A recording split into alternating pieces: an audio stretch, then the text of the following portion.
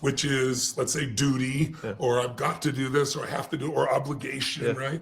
Or just, I'm going to make this happen. And look, brother, you have a huge amount of willpower. It's pretty obvious by what you've accomplished. I have tremendous respect for you. And I do too. But willpower only goes so far. That's push. Pull motivation is where there's something out there that you want to serve more than yourself, that'll get you up early, keep you up late. And it isn't hard. It isn't duty. It is like what I'm made for. When you tap into that, your energy level will explode. Your contribution will explode. It doesn't mean overnight everything is going to work your way. Of course it doesn't work that way. But it'll give you the constant endurance to move forward in a way in which you enjoy your life, rather than someday when I get to this number, then I'm slowly going to feel good. Because it's not true. You get to the number, and if it's numbers, it'll never be enough. Right? As you know that. You've done incredibly well. I have so many friends that they got their business, they sold it, they made $1.2 billion, whatever it is, and they, 5 months later, they're looking to get back in business again because so many of their needs were met by the demands and the challenges and the growing. I think the biggest problem we have as human beings is that we think we shouldn't have any. It's like problems make you grow. Problems call to you because, listen, you lift, we're both in good shape. You wouldn't be there if you lifted light weights and did 100 curls with some lightweight, right? You're built. You built this body. You built it by challenging it. But some people, maybe because of your background in the fitness industry, no pain, no gain. But today I think there is a misconception around happiness, that a happy life is a problem-free life. And that just is not the way. A sort of happy life comes with challenges that you are able to overcome, that you're able to see yourself growing, that you're able to see yourself becoming the best version of yourself through those challenges, while being driven by something that's bigger than you, while being driven by a why. Maybe that's being a husband, or being a father, or being an important part of your community, or a religious leader, or someone who wants to grow a business, right? Whatever that why might be, it has to be sort of bigger than yourself. When you think about a massive transformative purpose, it's not just only me centered, it's the world centered, it's service centered, right? And that's really where happiness comes from, of being of service to other people. Well, of course, fundamentally, right, taking care of oneself, eating, moving, sleeping, and thinking well, of course, because you can't pour from an empty cup. That's a cliche, but it's a cliche for a reason. And then building and growing that sense of community and duty and leadership, and being of service from that place, not as place of forcing it potentially. No, that's not true. That we know today that minimum dose will produce the maximum result. If you overdo it, you tear down too much, right? It's like finding the right dose, just like anything else, like a drug for somebody. And so I really think if you think you're going to just go off and enjoy your life and not add value, you're going to be deluded. You're going to be frustrated. How many people do you know that were rich and famous and the world loved, and they killed themselves? Because they stopped growing. I give this to half dozen people I thought of in the last 10 years that have done that process. So I think to me, it's not duty, but I do believe.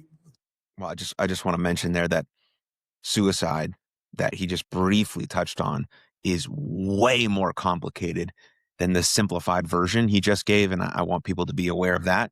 There's a lot of factors that go into one person potentially ending their life. And it's not just the one thing that Tony said. It's a whole mixture of things that potentially lead a person to make that decision. So just want to make that clear as we move on. Those much is given, much is expected. It's one of my favorite words in the whole Bible. Oh, really? I come from that place too. But to me, the expectation is a pleasure. I think the language we use trains our brain. It's like if you said to me, if I said to you during the break here, let's have some nutritious snacks. I said that to a mass audience, maybe for you to respond positively because you're fit. But most people are like, but if I say delicious snacks, they're interested. Or someone says to me, Tony, you meet so many people. Hook me up, introduce me to a great guy, a great woman. And if I said to them, well, I know this guy or I know this woman, they're really nice, right? Versus, they're sensual, they're sexy, they're amazing, they're delicious. Whatever they say, right? It's a different piece. They're not nutritious people. So they're not nutritious. Dude, always nice is the code word for not very attractive, but a good person. No, maybe that's not true, but that's just how me and the boys used to talk about it back in the day. Anyways. But you see what I mean? The words change your biochemistry. The words you attach to an experience become your experience. If you over and over use certain words, you won't even know it, and you'll train yourself to have certain, what I call an emotional home. Certain emotions you go back to because the language takes you there. And duty and responsibility, if you're trained like a soldier, that might work. if you've trained yourself that no pain, no gain, that might work. But how old do you know, may I ask? 36. Okay. At 36 years old, you built such a foundation of business, of contribution, of wealth, of your body. But at this stage, it shouldn't be pain. It shouldn't be suffering. I don't think it has to be any of those things. I think it can be total joy. But you have to kind of rewire your brain, because otherwise that past training conditions you, in my opinion. The issue. Does that make any sense? Yes. And I will just speak for me. Yes. The issue that I have is that I got here from push and anger, for sure. Yes. Yeah. But I think in the last however many years, Before Alex talks about himself personally, you find this in a lot of great athletes, which is, the majority of people that I study. And I think that can be translated to sort of any domain of life where people are trying to excel. Most great athletes are running away from something rather than running towards something. They're running away from the person that said they couldn't be shit, or they're running away from the child that didn't give them what they needed. They're running away from something to prove someone wrong because they have that chip on their shoulder, and that chip on their shoulder is motivating through anger and pushing and all that stuff. And it gets them to a really, really, really, really high place. But then you realize at some point, when you find someone who talks to you and tells you that there might be a different way, you can potentially switch towards the part where you're running towards something. You're being pulled towards something that's better. That's what Tony talked about, push and pull, right? We're running away from something. So that's anger that's driving us, or the chip on our shoulder, or that, that pride that's pushing us forward, right? Or we're running towards something that we certainly love.